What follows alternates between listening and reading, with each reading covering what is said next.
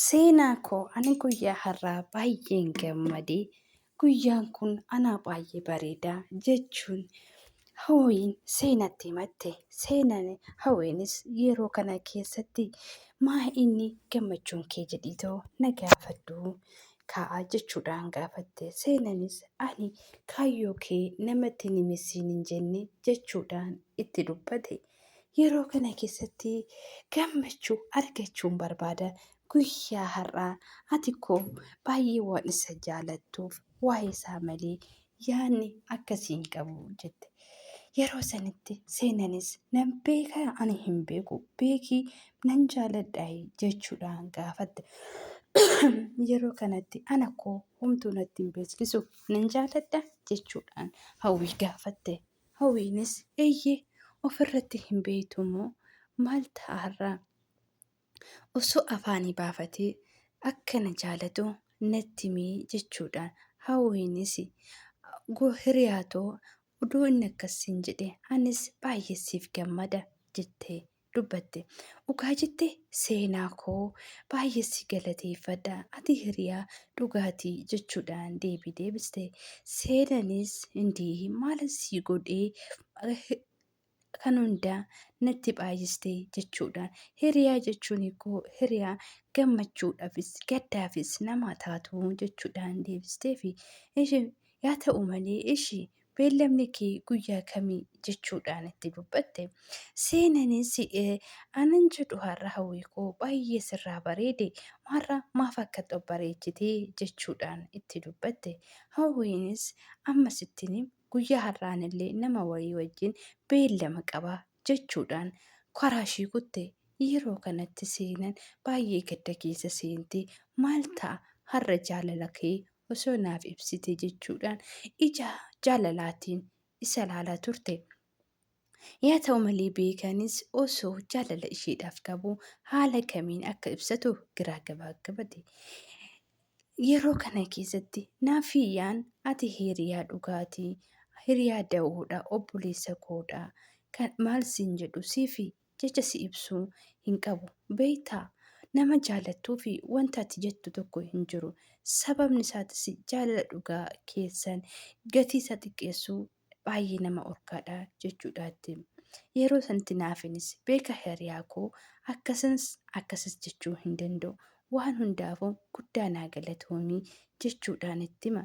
Yeroo sanitti hiriyaanis galataan ofirraa hin qabu. Hiriyaan dhugaa hin galateeffamu jechuudhaan itti dubbate. Yeroo sanitti dhiifama hiriyaa koo hafuu naan jedhe amma wanti hunduu yaa hafu guyyaa har'aa kam uffadhee deemu uffanni kamtu narraa bareedaa jechuudhaan gaafate. Yeroo kanatti naafinis eessa deemidhaafi garuu ati maaf akkati sirraa obbareechite baay'ee sirraa bareedee anis bootan deemu har'a wayin borus hawwii waliin beellama qaba jedhee itti dubbate. Ani kanan jedhu micayyoo hawwii jedhamtu tana guyyaan argeen booda ani baay'ee ishiin jaaladhu baay'ee fookistuudha hiriyaa koo ani siif hin hawwu ati isheetti hin baay'atta kan ishee caalus si barbaada jechuudhaan itti dubbata. Yeroo sanitti naafiin garmalee gaddee intee akkamitti akkana naan jetta akkan jaaladhu osoo beektu jechuudhaan itti dubbata. Heeffama koo hiriyaa koo ifama guddaa naaf godhi ani koo waan isheetti baay'attuufi ati koo hiriyaa koodha jechuudhaan itti dubbata. Yeroo kanatti laali beekii ati miira kee tuquu barbaade miti ati nama onnee qulqulluu qabduudha jedheeti. Ati immoo wanti siin galle wanti shamarran laphee namaa cabsanii nama biraa deemanii jechuudhaan itti dubbate. Yooyyaa harka fuunee jaalatamtoota kabajamtoota maatii chaanal Immawii jalatti argamtan nagaa waaqayyoo isin haa baay'eetu jecha har'a dammoo diraamaan keenya hiriyoota lamaan gidduutti jaalala shamarranii kan ilaalchisuudha. Inni mana kana isinoo sabskiraayibii gochuudhaan laayik sheer gochuudhaan nu jajjabeessaa isiniin jedha. Manni kun baacoo garaagaraa kan qabatee dhufuudha. Yaa ta'u malee yeroo kanatti firiin Anaa ija koo fuulduratti kan argamtu ishee qofaadha. Isheen anaaf abjuu koodha. Garuu akka ishee dhabu hin barbaadu. Maaloo hiriyaa koo haala kana naan jettee addunyaa koo natti hin dukkaneessin. Yommuun ija ishee argu wanna samiirra ba'ee balali'u natti fakkaata jechuudhaan itti barbaade. Yeroo kanatti hiriyaan isaatis ati samiirra balali'uu irraa gadi bu'iiti maallaqa hoo qabaatte mee maallaqa naa kenni jechuudhaan itti naamu. Yeroo kanatti innis gammeeni waan qabu hunda kiisisaa keessaa baafatee atumti kinoo naa jedhe ande kan qabdu hunda naa kennitee maalitti hafta jedhee yeroo gaafate. Ani tolaa bira deemee qarshii naa fudhadha atumti naa milkaa'ii jechuudhaan itti dubbate. Yeroo kana keessatti innis ishii jedhee na gaggeessi waan jedheen isa gaggeessuu karaa kuta. Yeroo kanatti erga balbala ba'anii booda inni hiriyaan isaatis bilbila koo gatee mee gara manaa deebi'ee bilbila koo fudhachuun qaba jechuudhaan gamme gara manaatti ol deebi'e. Yeroo kanatti yaa ta'u malee seenaa waan argateef hiriyaa isaatirratti jaalallee inni jaalate inni waan ishii abe addunyaan anaaf cillima jechaanii ture. Garuu yaa ta'u malee inni jala garagaree hiriyaa isaa jaalatee ture. Yaa ta'u malee yeroo sanitti baay'ee waan gadee naafi bilbila koo dagadhee bilbila koo fidaddee dhufa ati deemi wal agarra jedhee deeme. Naafinis ishii hedduu sanoo deemte naa bilbili waan jedheeniif innis gara seenaa adeema. Yeroo sanitti innis bilbila isaa fudhachuu balbalatti ol garagaru naafin jaalallee inni gammeen baay'ee ishee jaalatu seenaa bira deeme akka inni ishee hin jaalannee fi akka inni ijaan ishee arguu hin dandeenye itti hima. Yeroo sanitti yeroo inni kana godhutti wanta hundumaa fuuldura isaa gisee inni qabee isheetti himu inni cinaa galee dhaggeeffachaa bule. Yaa ta'u malee gocha kana gisee inni raawwatu jaalala isheef qabu keessa waan galeef innis akka naafi isaa ta'uu barbaade.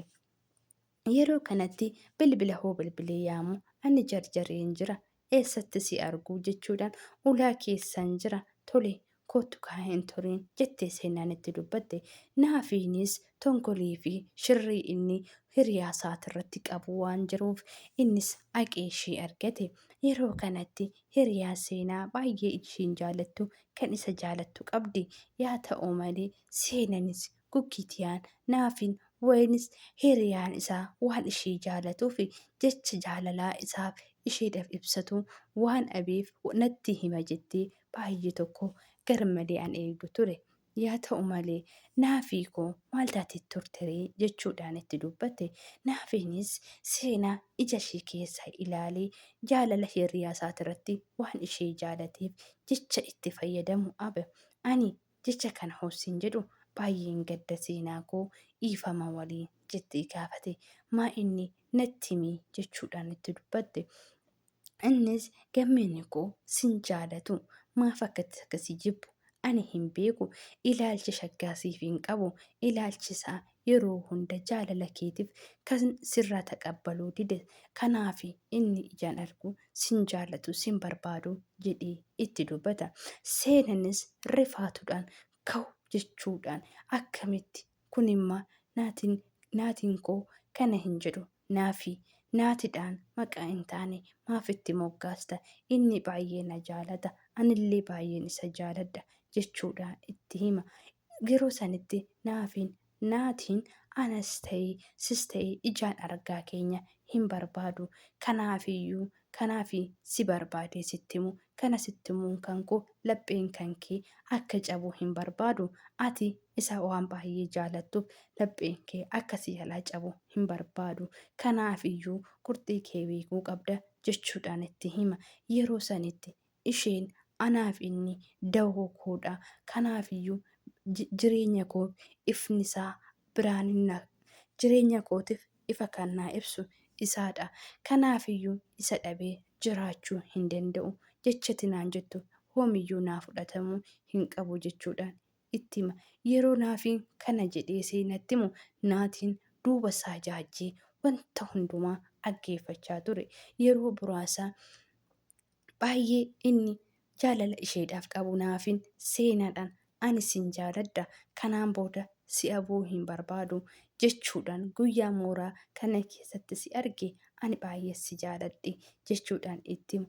Isheenis akka inni sirriidhaan jaalala isheedhaaf qabu isheedhaaf ibsuudhaan naatirratti kan adeemu isheedhaaf galee gattee biraa deemte.